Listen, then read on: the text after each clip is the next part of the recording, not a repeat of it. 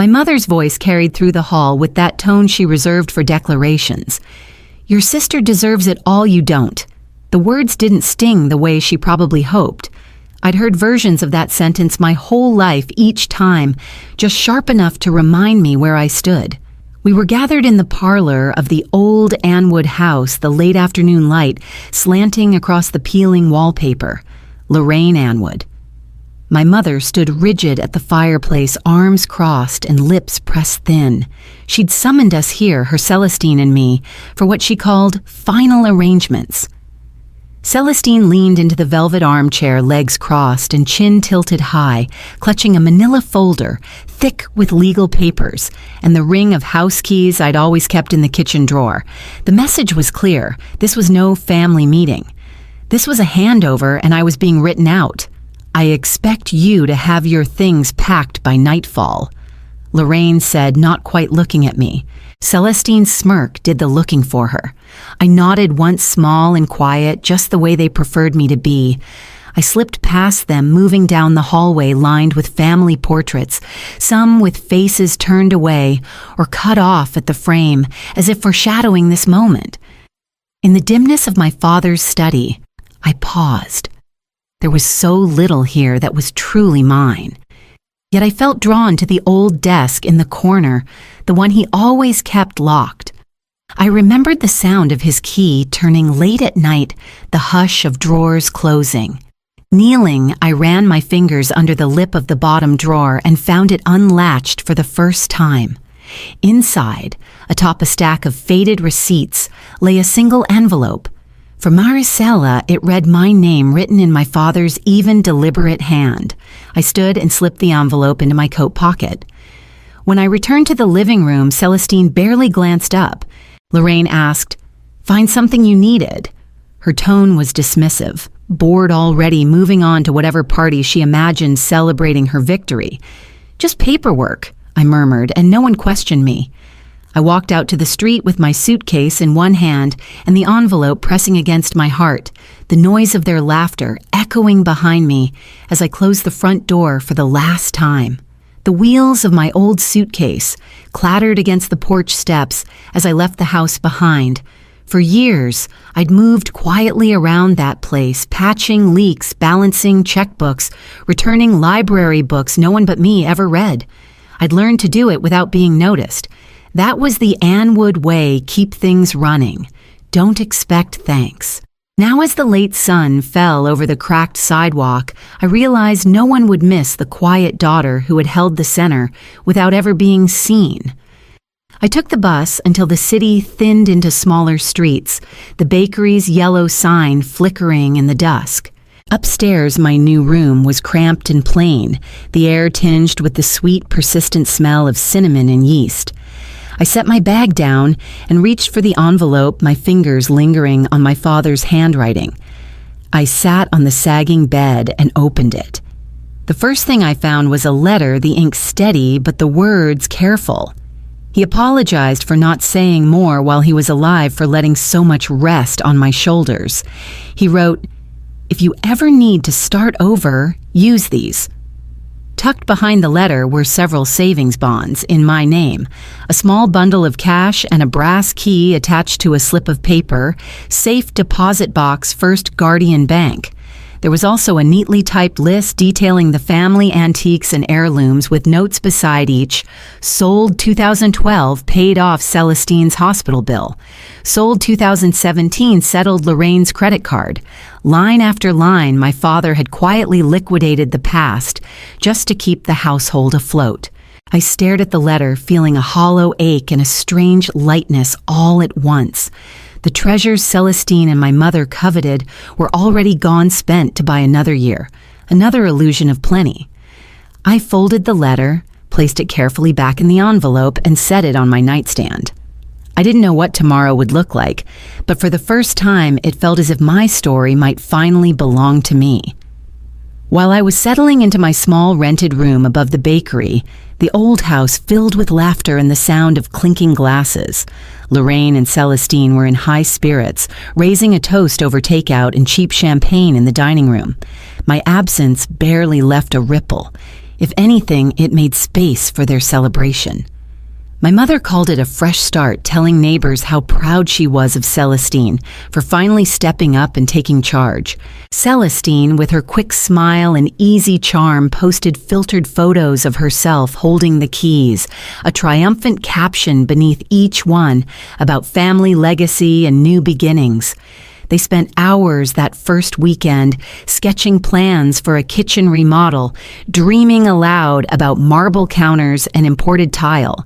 Lorraine clipped brochures for Caribbean cruises and spa retreats, making lists of places they'd finally have time and money to visit. The future seemed wide open and gleaming. Neither of them so much as glanced at the stack of unopened mail piling up by the door or the estate documents the attorney had sent weeks ago. As far as they were concerned, the details would sort themselves out. They had what mattered. The rest was just red tape. Late one evening, Celestine wandered from room to room, rifling through drawers and jewelry boxes, searching for the family heirlooms and antique pieces my father used to show us as children. She grew more frustrated with each empty box, each missing necklace, each velvet pouch that now held nothing but air. Lorraine, noticing her agitation, dialed the family lawyer, certain it was a simple matter of transferring assets, but the call left her tight-lipped and cold. Unseen, unheard. I moved forward into the first days of my own new life, while behind me the old house began to reveal just how hollow their inheritance truly was. It didn't take long for the celebration at the Anwood house to turn uneasy. The first envelope arrived with a bright red warning property taxes months overdue, and late fees tacked on without apology. Lorraine tore it open at the kitchen table, her hands trembling, only slightly unwilling to let Celestine see any hint of fear. When she called the county office, she was told what my father had always managed quietly. Taxes don't pay themselves, and the county has a long memory. The following morning, another bill surfaced, this one for urgent roof repairs Victor had put off for years. Celestine dismissed it at first, waving away the seriousness. But even she could see the water stains spreading above the upstairs landing.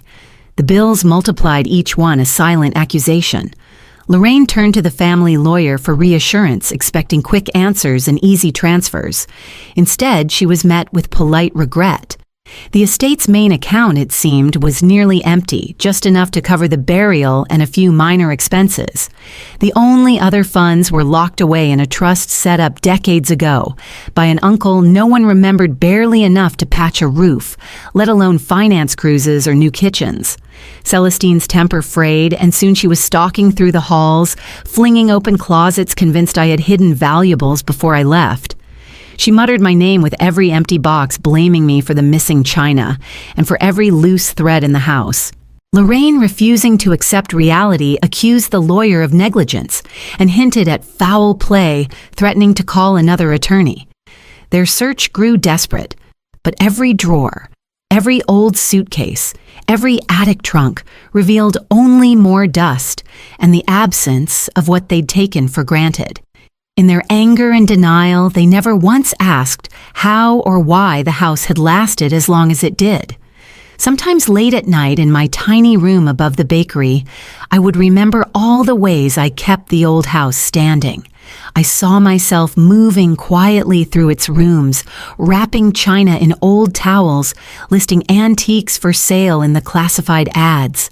There were evenings I spent on hold with creditors, promising that a check would come soon.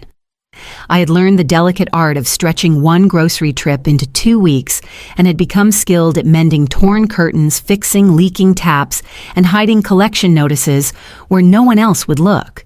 No one had ever thanked me, but at the time I didn't do it for gratitude. I did it because I couldn't bear to see the place crumble around us. While I pieced together a new beginning, Lorraine and Celestine's certainty was dissolving into arguments. I imagined them in the kitchen, voices rising and falling, each blaming the other for the vanishing future. The inheritance they'd celebrated turned out to be a handful of bills, some worn furniture, and rooms that echoed more than ever before. Celestine, always quick to see opportunity, Tried selling a few remaining pieces online, an old lamp, a cracked teapot, a set of books no one had opened in years. The offers she got barely covered a week's groceries. Meanwhile, I took my father's brass key to the bank and opened the safe deposit box. Inside, I found a neat stack of savings bonds and a second letter, short, gentle, and loving. My father apologized for what he couldn't give, then reminded me what I was capable of building on my own. There was a list of simple steps advice for finding steady ground. It was not a fortune, but it was hope, something solid just for me. I left the bank with a quiet sense of direction, while behind me the world I'd left was shrinking further away. Days passed, and word drifted back to me, as it always does in small towns, that Lorraine had marched into the local bank determined to borrow against the house. She dressed in her best and rehearsed her story, but it wasn't enough to hide the cracks, neither in the house nor in her credit. The banker's polite refusal must have stung. Without a clean record or a property worth much, she left empty-handed, clutching her purse a little too tightly. Celestine, meanwhile, was learning how quickly doors close when you've spent years believing they'll always open for you. She sent out resumes, asked for favors, leaned on old acquaintances for recommendations. It didn't take long for her to realize that her reputation had arrived in every room before she did, and it wasn't doing her any favors. Even the most patient friends grew evasive, and the few interviews she secured never led to a callback. As their resources dwindled, Lorraine and Celestine reached out to distant relatives and former friends, hoping for sympathy or a loan. But the responses were brief, sometimes frosty, and often absent altogether. No one wanted to be drawn into their spiral. At church and in the market, people whispered. I heard almost with disbelief that some in the community saw me not as the ungrateful daughter, but as the one who'd given more than she ever received. Sympathy gathered quietly around my name, while gossip nipped at Lorraine and Celestine with every setback. It was in the midst of all this that I received a letter from Mrs. Wycliffe, a family friend from years ago. She wrote to say she admired my strength, that my absence had been noticed, and that if I ever needed a listening ear or a warm meal, her door was open. For the first time in a long while, I felt seen, truly seen, for what I'd given and for the space I'd finally claimed. The letter sat on my nightstand for days, a gentle proof that sometimes kindness survives the ruins. It was the third evening after I left the old house when my phone began to ring. I stared at the unfamiliar number, already knowing who it must be. For a moment, I considered letting it go to voicemail, but curiosity or maybe old habit won out. I answered and was met with my mother's voice trembling not quite the force of nature I remembered. Maricela, please, you have to help us. I know things were said, but this is different. We need you now. In the background, I could hear Celestine's voice rising and falling in accusation and panic. Their words overlapped. Apologies, tangled with demands. You can't just leave us like this, Celestine pleaded in a voicemail soon after her tone, swinging wildly between blame and desperation. You know how everything works. No one else can fix this. I sat on the edge of my bed, clutching the letter my father had written. His handwriting was steady, his words simple. You deserve a life that is yours, he had told me. I let their messages pile up, listening to the desperation that grew sharper with each one. Lorraine, who once could silence me with a look, was now reduced to pleading. Celestine, so certain she'd inherited the world, was left with little but regret. Finally, I called them back, my voice steadier than I'd ever heard it. You told me I didn't deserve anything. I finally believe you. I heard silence on the other end, the sound of a wall crumbling at last. Then, before anyone could answer, I ended the call and blocked their numbers, the weight of 1,000 quiet dismissals finally sliding from my shoulders. Tears stung my eyes, not from sadness, but from the sudden overwhelming sense of release. I let them fall breathing in a new kind of freedom and turned toward the window where the first light of morning was just beginning to rise. I took the small brass key from my father's envelope and walked to the First Guardian Bank on a bright, quiet morning. The manager led me to a private room and unlocked a safe deposit box that smelled faintly of cedar. Inside, I found more than I expected: a tidy stack of savings bonds, a handful of carefully labeled envelopes, and several faded photographs of my parents when they were young, smiling at each other in ways I never saw as a child. There were letters, too, written in my father's clear, patient script, each one a gentle reminder that I was loved, that he had always seen me. At the bottom of the box was a folded piece of parchment. My hands shook as I opened it and read my name beside the words, "Deed of Ownership." The address belonged to a small cottage in Larchfield, a neighboring town I'd only passed through once or twice. The lawyer's note included in another envelope explained that my father had managed to buy the cottage with what little he'd managed to save in those last quiet years. He had updated his will before he died, leaving the house and his few remaining possessions to me. So you may find peace, which is the truest inheritance. I visited the cottage that same afternoon. It was small and needed work, but the bones were good, and the wild garden was alive with birdsong and weeds. I spent my first days there painting the walls, planting bulbs along the fence, letting the rhythm of each simple task settle my spirit. It was the first time I felt the warmth of belonging, not borrowed or begged for, but built with my own hands. When the lawyer's letter arrived confirming the inheritance, I smiled to myself and tacked it beside my father's photograph on the mantel. In the quiet evenings, I sat by the window, watching the sun set over my new garden, knowing I was exactly where I was meant to be. Not long after I settled into my cottage, news found its way to me, carried on the hushed tones of neighbors and the sharp gossip of small-town life. The Anwood house was up for sale. Lorraine and Celestine tried to hold on, but repairs piled up and the mortgage became impossible. With no savings left and not a single offer close to what they'd hoped for, they accepted a figure well below their dreams. The house that once echoed with family gatherings and silent resentments was gutted by strangers in a matter of weeks, its last traces of warmth sold off piece by piece. Their friends so eager to bask in the Anwood name when the wine flowed and the parties filled the rooms grew scarce as word spread. No one wanted to be part of a sinking ship. Lorraine and Celestine moved into a cramped two-bedroom apartment on the far edge of town, a place where voices carried through thin walls, and the only view was the flicker of television sets in other lonely windows. I heard Celestine cycled through a string of temp jobs, never lasting long, her easy confidence growing brittle with each failed interview. Lorraine rarely left the apartment, the walls closing in around her, her world shrinking with every day. Every few weeks, a message would find its way to my phone or my new address notes, tinged with guilt. Sometimes apology, sometimes accusation, always unfinished. I never answered. Instead, I turned my attention to the present. My world became the morning light, slanting across a kitchen table, the soft laughter of neighbors who became friends, the sturdy earth beneath my feet as I weeded my little patch of garden. I joined a local book club, shared bread with Mrs.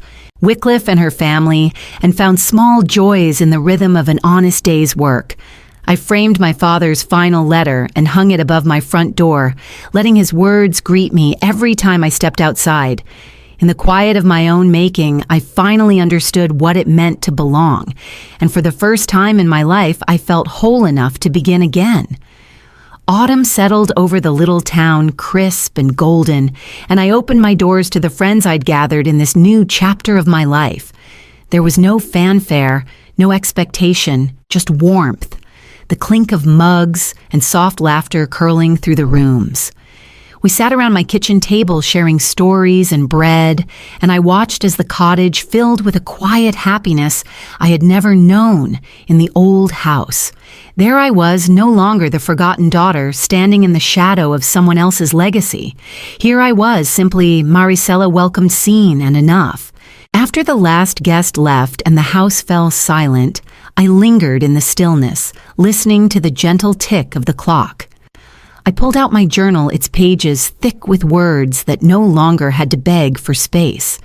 Tonight I wrote, "Some inherit houses, others inherit peace." I realized as the pen left its mark that I no longer waited for an apology that would never come, or recognition that had always been withheld. My freedom was its own reward, quiet but complete. Looking back, I could see how far I'd come. For years, I'd let others define my worth, measuring myself against standards I never chose. It took losing everything to discover I had always possessed what mattered most, a resilience no one could take, and a heart that refused to give up on itself. To anyone who has ever wondered if leaving means you failed or if silence means you have no story, I would say this. If your worth was ever questioned by those you love, remember you are the only one who can define it. Walking away isn't weakness, it's the beginning of your story.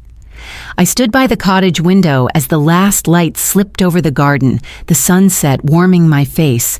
In that golden hush, the weight of the past lifted for good, and in its place was nothing but peace.